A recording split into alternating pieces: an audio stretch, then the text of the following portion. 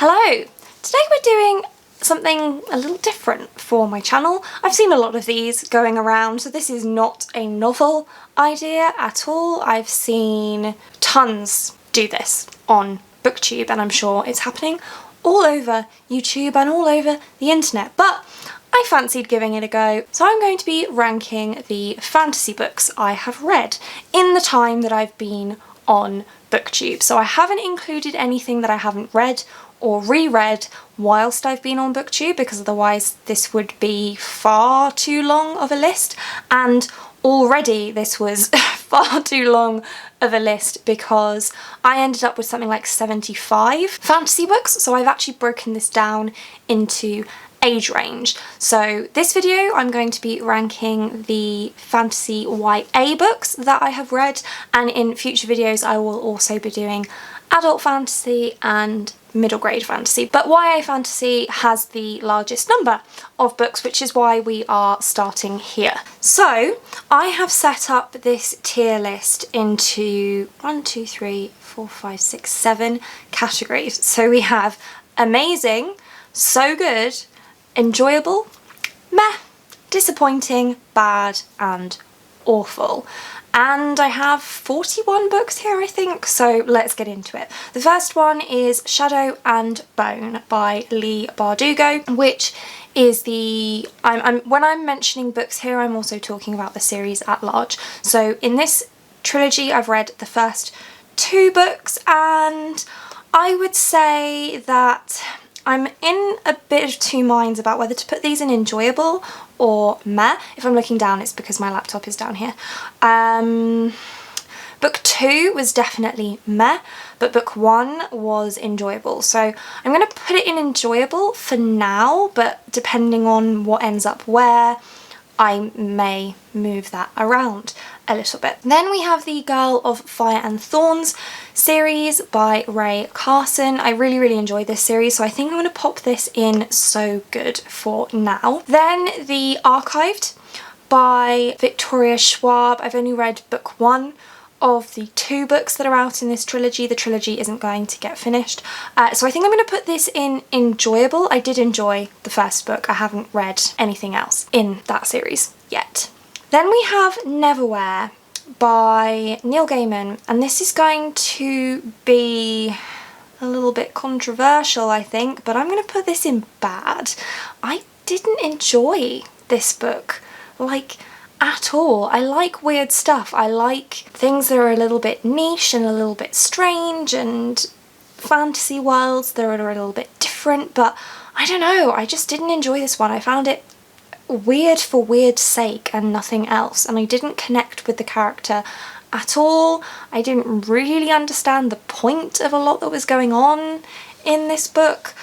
It was set up for me to really like it, but unfortunately I just didn't. I think that this is a Neil Gaiman thing. I'm putting Stardust in disappointing. I've seen the film several times and I love the film. The film is great, but the book was just disappointing. There's no other way to put it. It was just disappointing. I was expecting so much, but it's just like a watered down version of the film, which is so bizarre because I very rarely like a film better than I like a book, but unfortunately I just wasn't into it. I don't know why. It's sad. Don't hate me. The Red Queen series by Victoria Aveyard. I've only read the first 2. I think I'm going to put it in meh for now, because although I did like it, it's nothing to rant and rave about. It's okay, it's good, it's fine, but it's not amazing, it's not great, it's not... I wouldn't even put it in enjoyable. But then, did I like it as much as Shadow and Bone?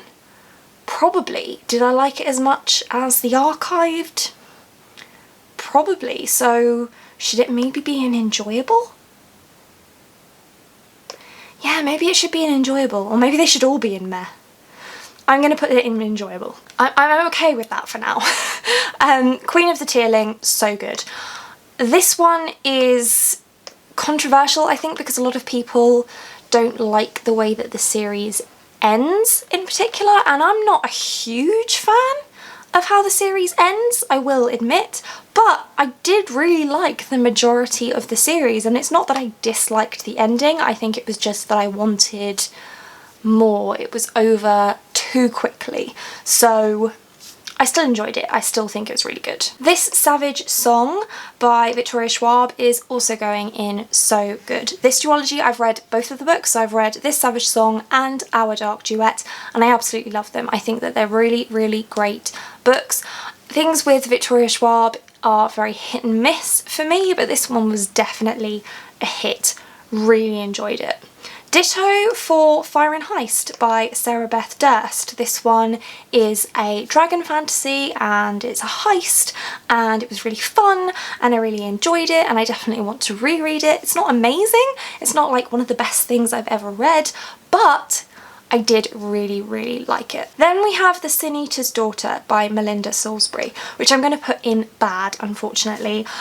It had so much promise. It had a really, really great setup. It's about this girl who's adopted into the royal family because she has this special power that means that anybody she touches dies as if they've been poisoned. So she has this poison touch. It sounds really bleak and dark and ominous, and it's not. It's just not. It turns into like almost like a fluffy romance, and while I like romance, it just didn't do it for me. So for me, this is bad. I should probably say that all of this is based on enjoyment rather than actual literary prowess. Is that the right word? Probably not. Anyway, we're moving on. You knew that already. Every Heart a Doorway by Shannon Maguire. I've read the first 3 books in the Way with Children series and they're enjoyable. I like them. They're short stories, if you don't know. They're novellas. I don't read a lot of short stories, but I do really enjoy these and I definitely want to continue with the series. I don't think that they're incredible or even anything amazing or so good. They wouldn't necessarily end up in amazing or so good, clearly, but I do really like them. Ditto for Caraval. I reckon I'm going to end up with the majority of these in enjoyable, to be honest, but that's just how I feel about Caraval too. It's good, it's fun, it's enjoyable. I liked reading it. I don't think it's amazing. I may reread it one day. Stephanie Garber is absolutely lovely. If you don't follow her on social media, then she should. She's an absolute sweetheart. And I did enjoy her book, so it's enjoyable. It's good. This one is difficult. So The Magician's Guild by Trudy Canavan is one of my old favourites. I absolutely loved this series when I was sort of 19, 20, but I reread it recently, and the thing is if you had asked me before I reread it, I would have put it in either so good or even possibly amazing. I would have counted it amongst one of my favourites, and the reread puts it disappointing because it did not live up to the memory I had of it. So book 1 was really, really good, book 2 was good, and book 3, I didn't really like book 3. It's not that I didn't like book 3, it's just that some things happened in book 3 that I wasn't as comfortable with this time around. So I think I'm going to put this in meh, which is really sad. That makes me really, really sad to put that there because it used to be one of my absolute favourites, but it's just not anymore. It definitely doesn't live up to the quality of some of the ones in enjoyable and so good. So, meh. Gosh, that's sad. Then we have the Three Dark Crowns series by Kendara Blake, and this is probably going to hurt a lot of you as well, and I apologise, but I'm putting this in awful. Again, this is not based on writing ability or anything like that. This is entirely based on enjoyment, and this series just wasn't enjoyable for me. It just wasn't. I was expecting... So the premise of this, if you don't know, is these 3 sisters who are raised separately based on the kind of magic they have. They're raised by the community that has that magic, and they are all heirs to the throne, but only one of them can ascend, and the way that one ascends to the throne is by killing her two sisters, which sounds brutal and bloody and Hunger Games-ish and just difficult, and it wasn't. It wasn't brutal, it wasn't bloody, it wasn't any of those things, and I really wanted that, which I know says a lot about me as a person, but that's what I wanted. That is what the synopsis told me the story was about, and it wasn't about that. I'm not going to tell you what it was about because, I mean, that was the plot, but it just didn't give me, it didn't deliver what I was expecting it to deliver. I'm not going to tell you what it did deliver because spoilers, but for me, no good. Strange Practice by Vivian Shaw is going in bad as well, because the thing is it was interesting, sort of, but the payoff just wasn't there. It wasn't as bad as Three Dark Crowns because I didn't necessarily have those expectations for it that it let me down on, but Strange Practice was just a bit strange. It's about this doctor to the underworld. It's like she's a doctor for vampires and mummies and ghouls and werewolves and all that kind of stuff. And then there's these monks, undead monks that are going around killing these mystical beings, and she and her friends have to try and figure out why they're doing it and stop them. And I mean, the premise is strange, and I can deal with strange. This isn't the case where with Neverwhere I didn't like it because it was too strange and I didn't connect with the characters. I did connect with Greta, who was the doctor in Strange Practice, and I didn't find it too strange, but I feel like there just wasn't quite enough tension, I think, is the problem. So unfortunately that one didn't really work for me either. We're moving on. So next up we have Mirage by Samaya Dowd, which I'm going to put in meh, but bear with me here. So the thing is I did enjoy this book. I did enjoy this book, but it was a little bit on the slow side. I liked the characters, I liked the premise, and I definitely want to continue with the series at some point. I'm not 100% sure if it's a trilogy or a duology or what exactly it is, but I do want to continue on with it, but I did find it a little bit on the slow side. So it was fine, it was good, but I don't think I enjoyed it quite as much as Caraval, for example, but I do think I enjoyed it more than The Magician's Guild, much as that pains me to say. So I'm putting it in meh, but it's kind of in between meh and enjoyable, but I don't have something in between those two. I didn't want to give myself too many choices here, so it's going in meh. Next up we have The Afterlife of Holly Chase by Cynthia Hand, which is going in amazing. I read it for the first time in December. I already can't wait for December again so I can reread it. I absolutely loved it. It's fantastic. If you haven't read it yet, please read it. To be honest, I probably won't make it to December before rereading it. Although it's a Christmas Carol retelling, I think just read it any time of year because it is fantastic. You will get more out of it if you read it at Christmas time because you get those vibes, but amazing. Such a good book. To Kill a Kingdom by Alexandra Christo, I think I'm going to put in enjoyable as well. I did really like this one. I don't think it's quite on the same level as Girl of Fire and Thorns, Queen of the Tearlings, The Savage Song and Fire and Heist, but I did really enjoy it. So it's going in enjoyable. Definitely a good one to check out if you fancy. Circle of Shadows by Evelyn Skye is going to go in meh because this one was disappointing, if we're being honest with ourselves, but I don't want to put it in disappointing because it's definitely not as... I still liked it. I still thought it was good. I just think that it could have been better. Honestly, I think that pacing wise it was a little bit on the slow side, but I really liked the characters and yeah, I enjoyed it, but again, not as much as To Kill a Kingdom or Caraval, etc.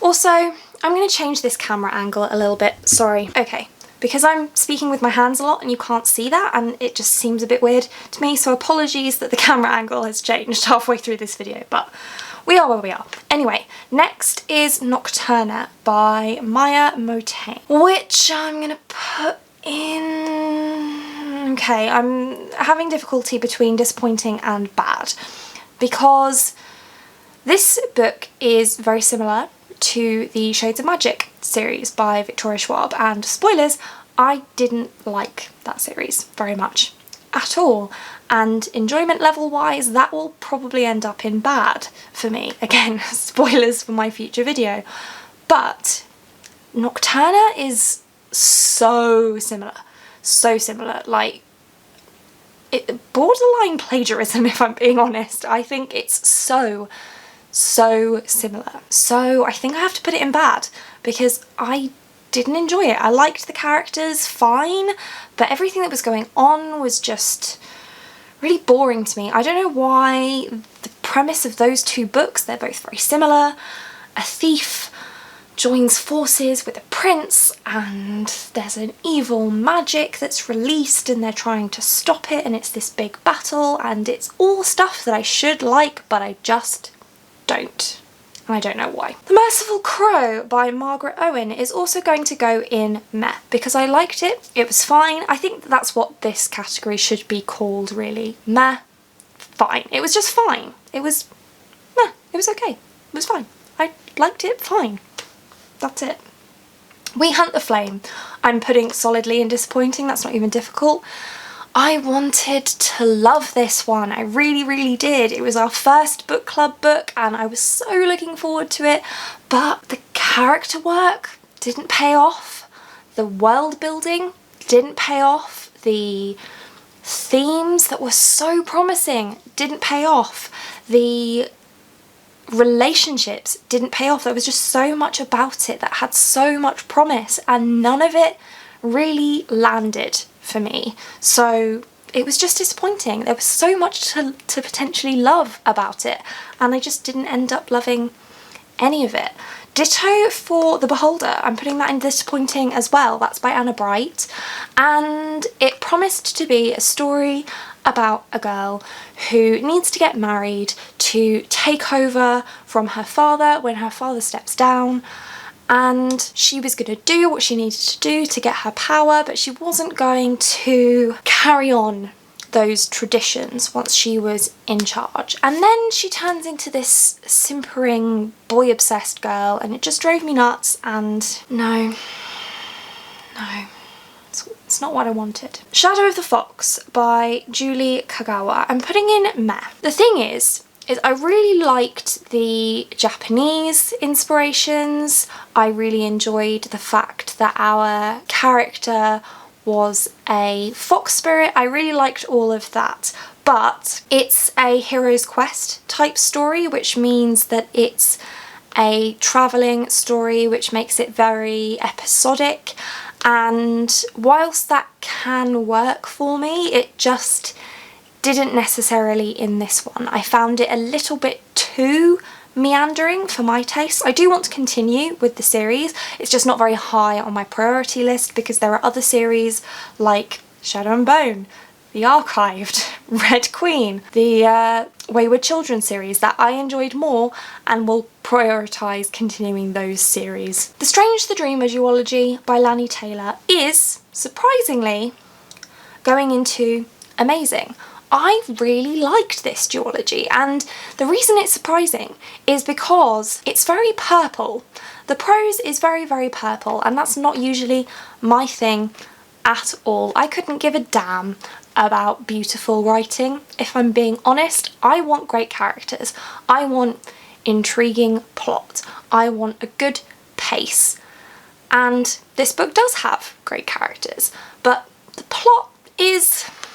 it's there, but it's not really a huge thing in the book. The pace is incredibly slow, and like I said, the writing is very purple, and yet I loved it. And honestly, I think it's because of the atmosphere, because the atmosphere in this book was so great. Also, this is helped by the fact that it's read, the audiobook is narrated by Steve West, who I discovered through this duology, and I just love. He's one of my favourite narrators, absolutely love his narrative style, and so that definitely helps with this ranking. But honestly, this duology took me massively by surprise. I did not expect at all to enjoy this one as much as I did, but I did really, really like it, and it definitely sits happily in the amazing tier. Next up, Cruel Prince by Holly Black.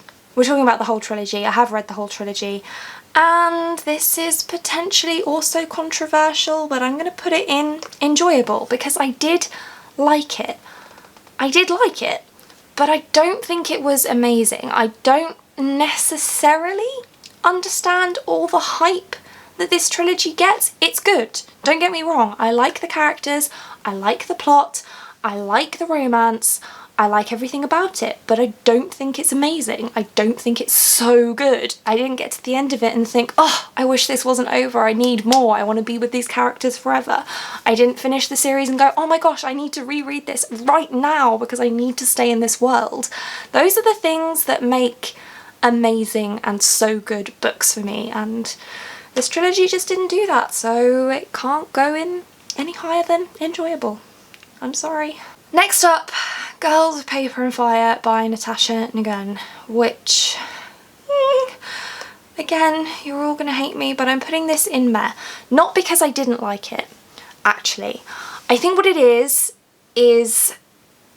I just found a lot of it quite uncomfortable, and I know I'm supposed to, that's the point. It deals with a lot of themes that are very difficult, and there are trigger warnings for all kinds of abuse, including sexual abuse and rape, and it's awful, and that's why I'm putting it in meh, because I can't say that I enjoyed reading it. It was hard. I'm glad I read it, but I didn't enjoy it.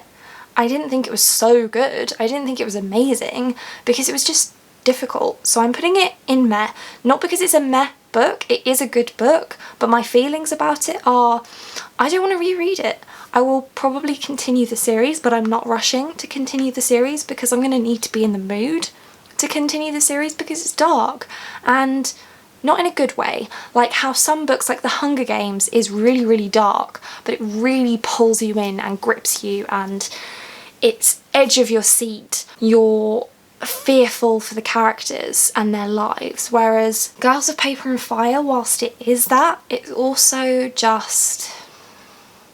maybe it's just because it's just a little bit too real. It's based on experiences that the author has had and that hundreds and thousands and probably millions of women have been through, and that just makes it just a little bit too difficult for me. I don't know, that's how I feel about it. Moving on to something a little bit lighter, The Binding by Bridget Collins is going in awful. I did not like this book. I didn't. It was set up, again, for me to like it, same as Three Dark Crowns. What it is don't tell me a book is going to be one thing and then deliver something completely different, because then I'll be mad. So this goes in awful. This was sold as a book about a man who becomes a bookbinder in a world where bookbinders' jobs are to bind people's memories into books, and then one day he finds a book with his name on it, and that means that his memories are in this book, and all of that does happen. But the problem I had with this book is that the genre of the book completely changed about a third of the way through, and I was no longer reading the book that I'd signed up to read. I was reading a completely different book, and had I known that that was the book I was going to read, I possibly could have liked it. But that's not what I signed up for. It's just not what I signed up for, and so I didn't enjoy it.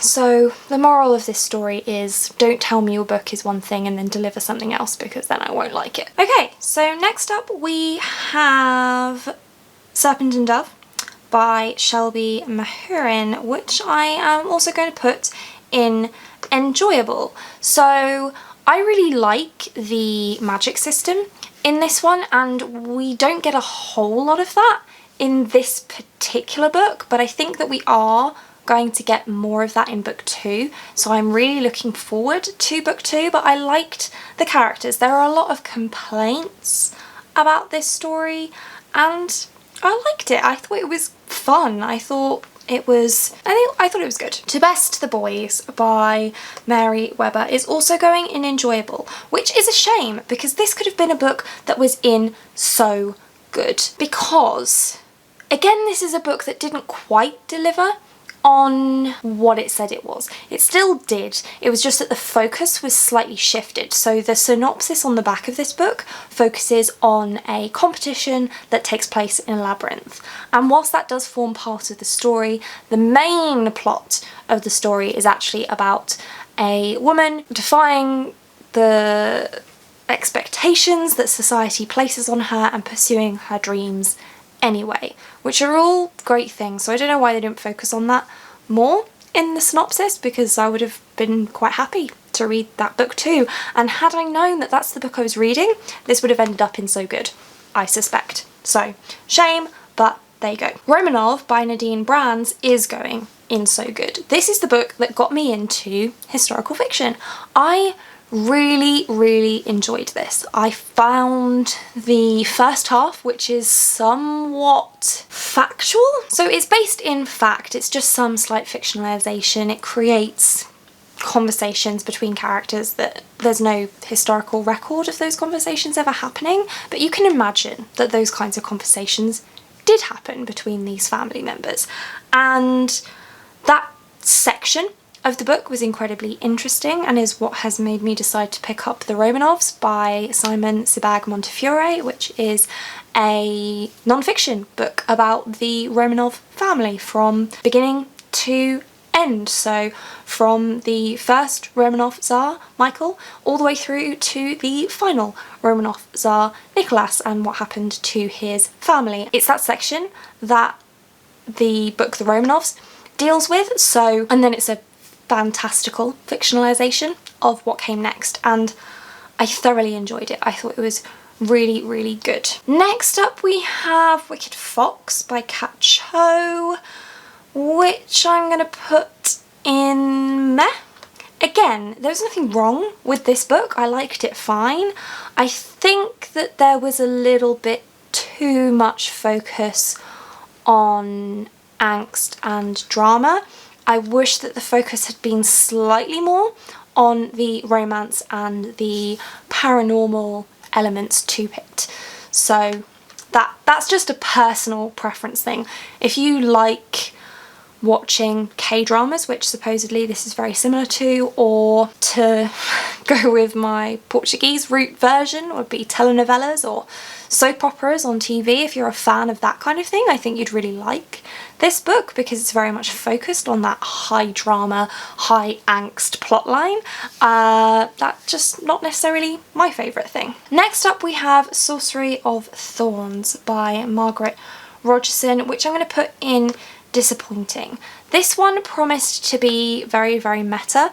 It's about a girl who's grown up in a library and wants to become a warden, which means that she'll be the caretaker of books that can potentially turn into monsters because they're magical books, and then something goes wrong and she gets framed, and that all sounds great. But once again, the payoff just wasn't quite there for me. But there is a white cat that I adore. The Beautiful by Renee Adier.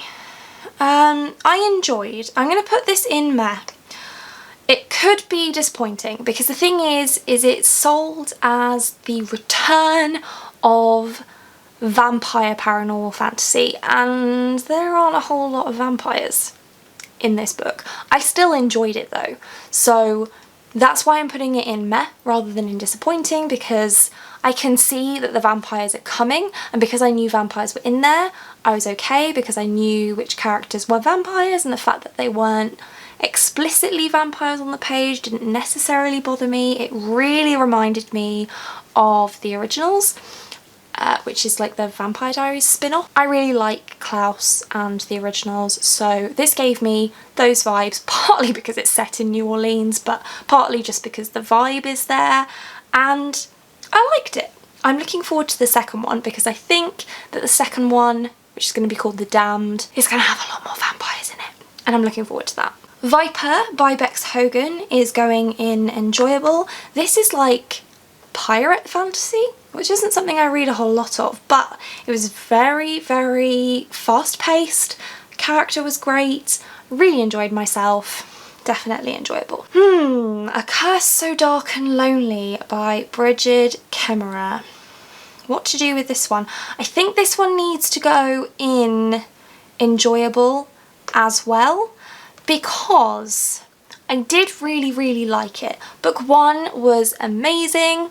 Not this level amazing, but really, really good. I really did like it. But then book 2 wasn't quite as great as book 1 because, I don't know, it just felt a little bit slower. Book 1, one of the main things I loved about book 1 was it was just so fast paced and straightforward and got straight to the point and skipped over all of the pointless in-between stuff. And whilst that is still the case with A Heart So Fierce and Broken, it's not quite as fast-paced, and so I didn't love it quite as much. So taking the whole series so far into account, I'm putting it in enjoyable. Then we have The Deathless Girls by Kieran Millwood Hargrave, which I think I'm going to put in enjoyable as well, because I did like it.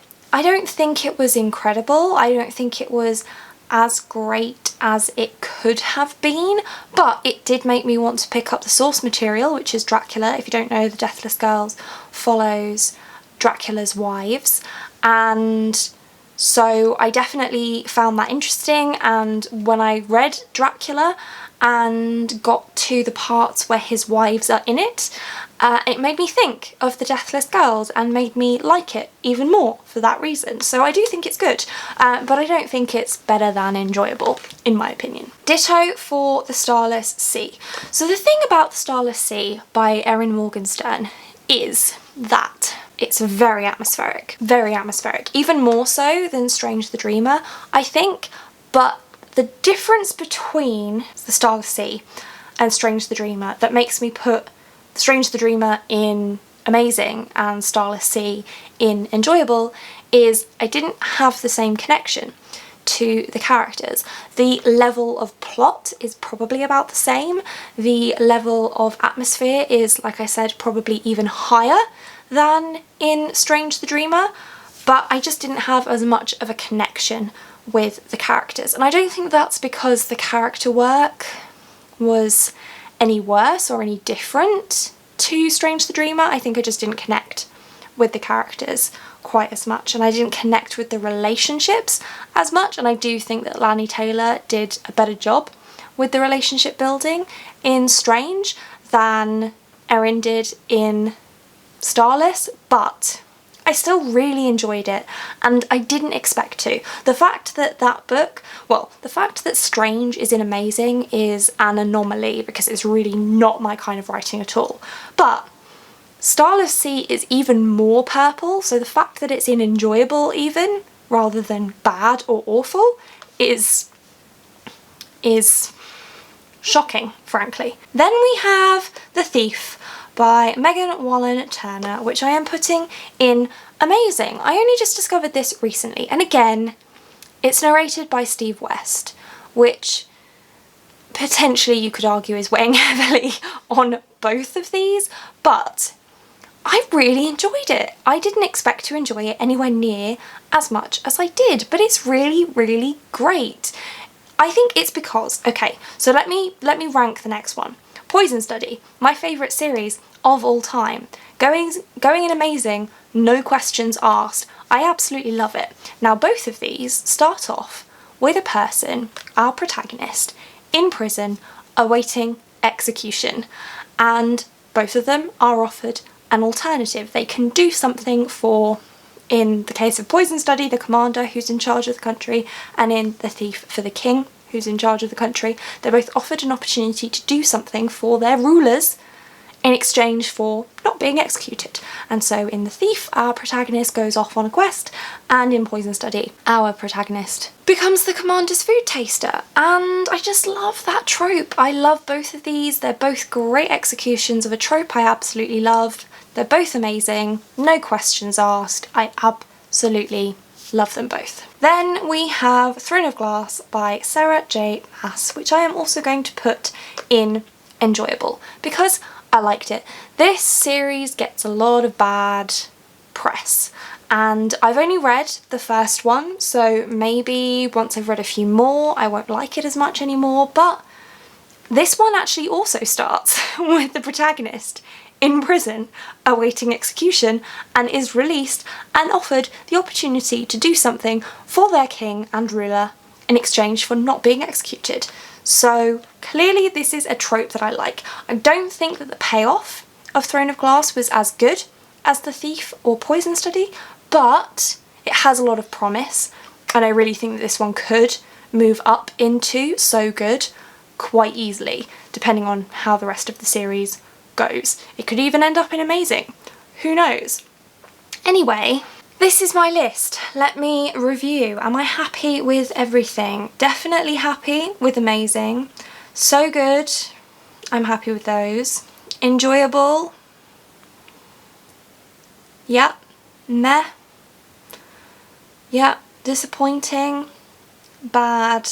And awful. I'm happy with the placements of all of those, but you will have to let me know down below if you agree or disagree. I'm perfectly happy to debate each and every one of these with you, so please let me have your thoughts. Don't be shy.